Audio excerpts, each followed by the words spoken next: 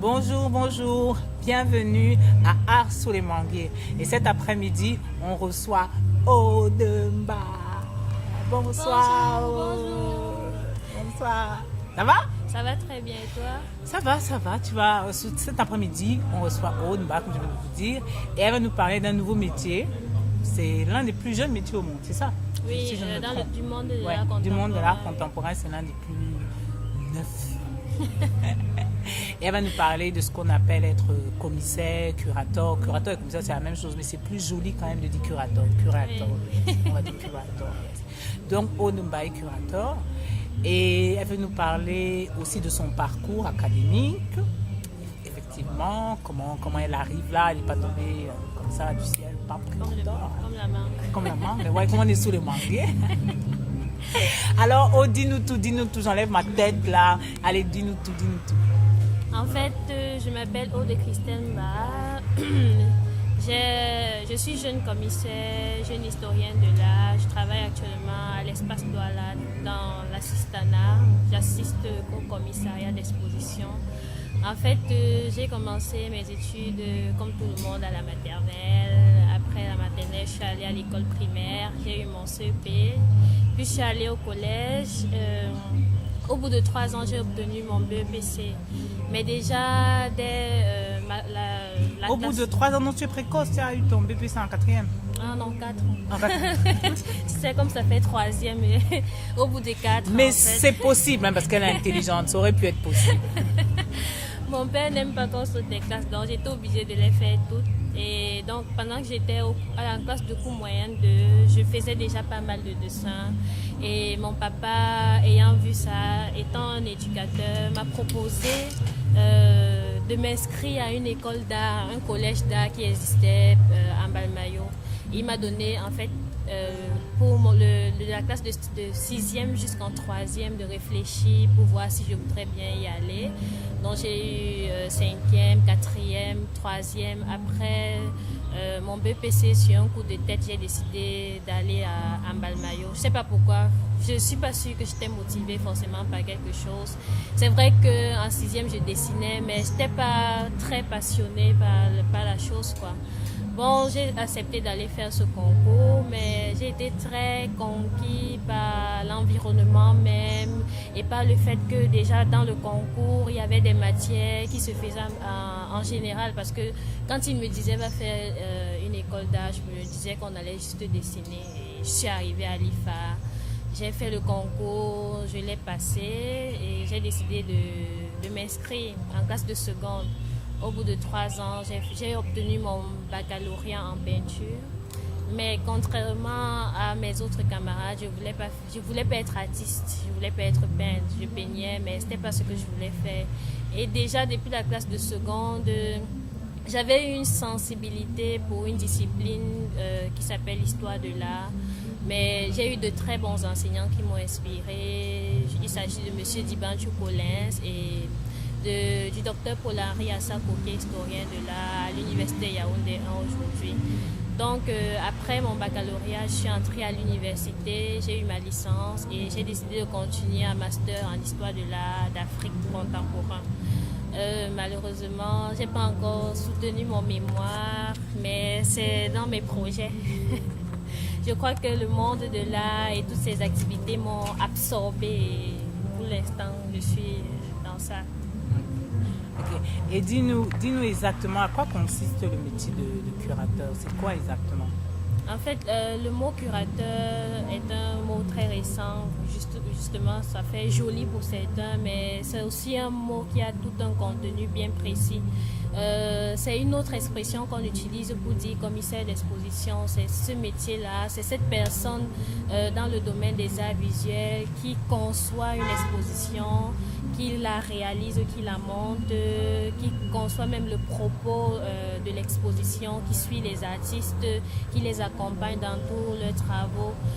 Moi, personnellement, je pense que le mot curateur, il est encore plus vaste vraiment à la question de la prise en soin, dans tout le suivi qu'il y a autour de l'art, de vraiment accompagner les artistes, d'organiser des activités autres que l'exposition, des workshops, des séminaires, des ateliers de discussion, pourquoi pas des rencontres dans les ateliers des artistes. Vraiment, pour moi, c'est en fait ça qui fait tout le domaine de curateur, parce que quand on parle de commissaire d'exposition, on a l'impression que ça se rapporte juste à l'exposition, et pourtant c'est pas mal d'autres activités qui sont autour de ce métier-là.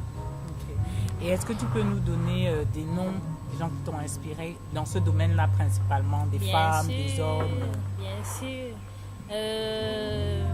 D'abord, j'ai commencé à me frotter à un grand frère que j'aime beaucoup. Je l'appelle Papouna aujourd'hui. Il s'agit de Landry Mbassi. On a travaillé dans le Ravi, qui est un festival qui invite des artistes de partout ailleurs à travailler qui travaillent dans la performance et la peinture et pas mal d'autres métiers. Donc c'est en travaillant avec lui que j'ai commencé à m'intéresser un peu plus à la chose, parce que je savais que je voulais faire histoire de l'art, mais je n'avais pas encore décidé quel métier serait rapporté à ça. J'aimais bien être à côté des artistes, les entendre parler. Et pour moi, j'avais ce besoin-là de vraiment faire la promotion, parce que j'avais ressenti le manque, surtout dans notre pays. Et c'est comme ça qu'en allant à Banjo Station, j'ai parcouru pas mal de bouquins et j'ai découvert Christine Eyine, Simon Djamé, qui m'ont vraiment inspiré, Koyoko. Et ce sont vraiment ces personnes-là qui m'ont poussé et à me définir une carrière en tant que curatrice. Mais là, récemment, tu étais en Allemagne, tu étais assistante curateur, c'est ça? Ou curateur? Non, j'étais curatrice. Curatrice de quoi exactement? D'un festival. Festival. Voilà, parle-nous de cette expérience-là, parce qu'il faut que les gens sachent que voilà, quoi, ça ne se passe pas qu'ici, mais ça se passe aussi ailleurs, et que ça ne se passe pas que avec un artiste, mais même pour un festival. Comme les artistes ont des opportunités, les curateurs aussi ont des opportunités, des appels à participer à des workshops et des séminaires. Donc, en 2015, j'ai participé à un séminaire à Casablanca qui invitait les curateurs du Moyen-Orient et d'Afrique autour de la question des pratiques curatoriales. C'est comme ça qu'à la fin de ce séminaire, nous avons décidé de former un groupe de curateurs qu'on appelle aujourd'hui Madrasa Collectif, dont je fais partie. Nous sommes 8 curateurs venant du Moyen-Orient et d'Afrique. Et on fait pas mal d'activités depuis 2016, à savoir des expositions et nos participations à certains festivals.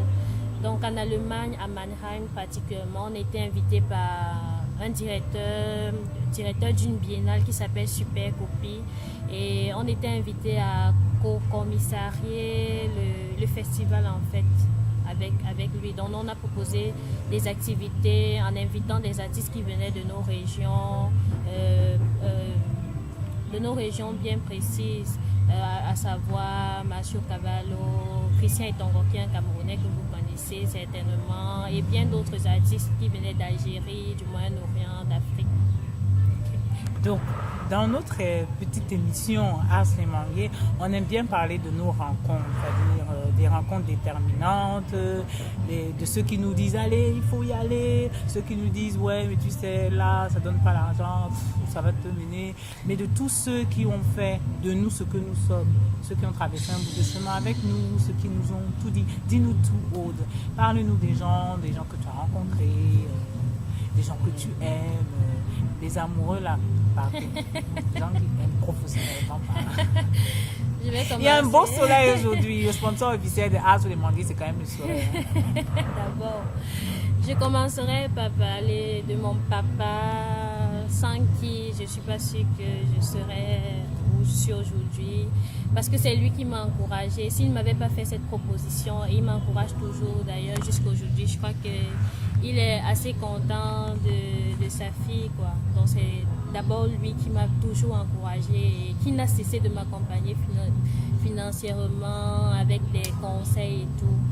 Après, je vais parler de M. Kanté, qui, en fait, après mon baccalauréat, je suis allée dans son atelier parce qu'il faisait des ateliers de peinture. C'était une façon de nous chercher et de passer du temps. Et il m'a dit, tu sais, tout le monde n'est pas obligé d'être artiste. Il y a des domaines, parce que je crois que c'est quelqu'un qui a le sens de la pédagogie et de l'orientation. Et il avait certainement senti à moi le fait que je ne voulais pas être un artiste. Et donc, cette phrase-là m'a vraiment encouragée à pousser mes études vers l'histoire de l'art. Une autre personne, c'est Landrine Bassi. Landrine Bassi qui m'a vraiment toujours encouragée. Jusqu'à aujourd'hui, je n'hésite pas à lui parler d'un tel projet pour qu'il essaie de me donner des conseils. Coucou Landry. Je vais parler de Christine Eyene, dont la rencontre a été vraiment déterminante parce que souvent on fait de petites choses et on a l'impression d'être très des experts quoi.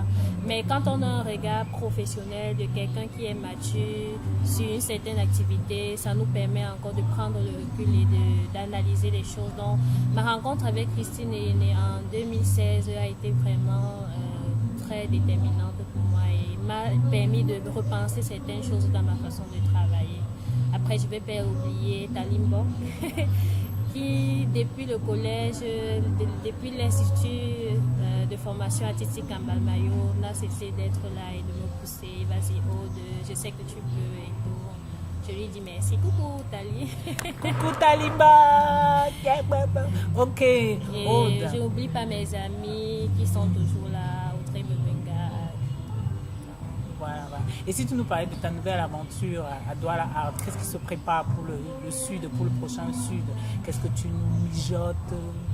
Ah, c'est pas moi qui mijote. Non, mais tu fais partie des gens qui mijotent. Hein, quand même. J'accompagne les gens qui mijotent. Aude est modeste.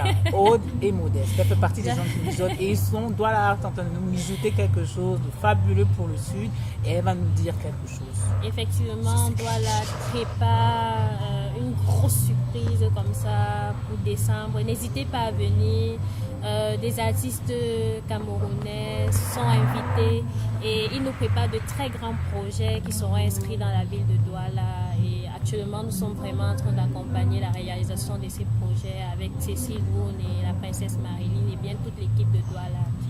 Ok. Oh, c'était vraiment un plaisir. Hein. Le soleil est en plein dedans.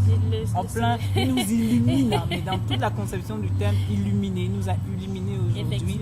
Ce fut un bon moment quand même sur le mangue. Merci, Lise.